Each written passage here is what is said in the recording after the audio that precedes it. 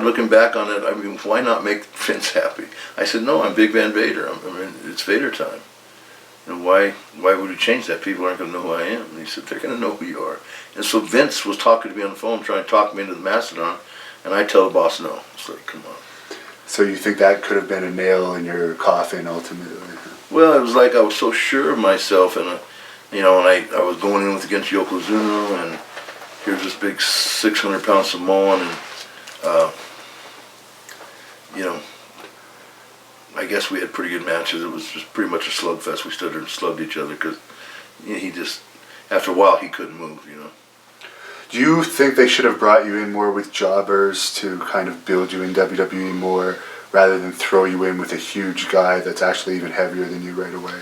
Well, you know, who knows what turned that whole thing. I mean, I don't know if I agree to the Mastodon, you know, because he copyrights it. I guess that meant money for him. Yeah. And that's why he likes to own everybody's name, I guess. Well, but you know, if you're getting paid, what do I care? You know. So it was a terrible mistake. So the next thing I know, I'm with Sean, and you know what? You're doing a few jobs for the champion's one thing, and then getting jobbed every night by the champion is another. So that's where it all went south for me. And you were teamed with Jim Cornette as your manager. Yeah. What did you think of having him manage you? Well, I mean, come on. Jim's a great manager, but you know, compared to Harley Race, it just didn't feel right, you know. And regarding your feud with Michaels, I guess this was during, he's even openly admitted this now, that he had, I guess, some medication issues and... You think? I didn't know he admitted it, but... well, now he's a born-again Christian. And you know what? I couldn't be more happy for him.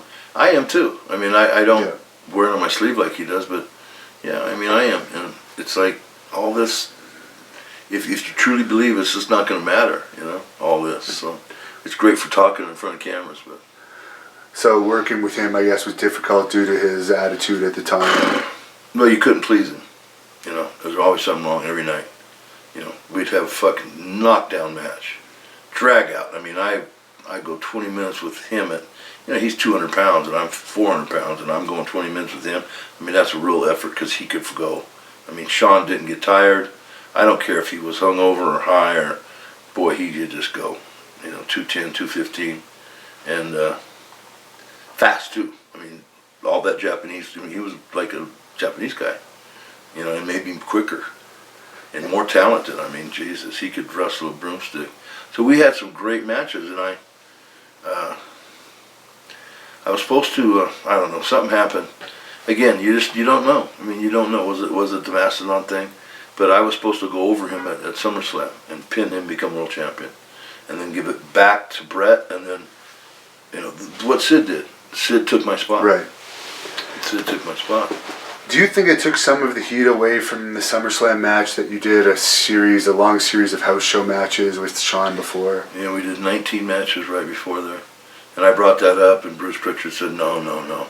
I said, what do you mean? I just did them. He went over on all of those matches too, right? Yeah. He was going over on, and it's like, you know, why weren't we doing a DQ, a 10-minute DQ? And, you know, it's like they'd given up on the angle. They'd given up on SummerSlam, and then they bitched at me because SummerSlam didn't draw. You know? And of course, I've got to ask you about this, the incident at that SummerSlam match where he actually Can I stop? Yeah.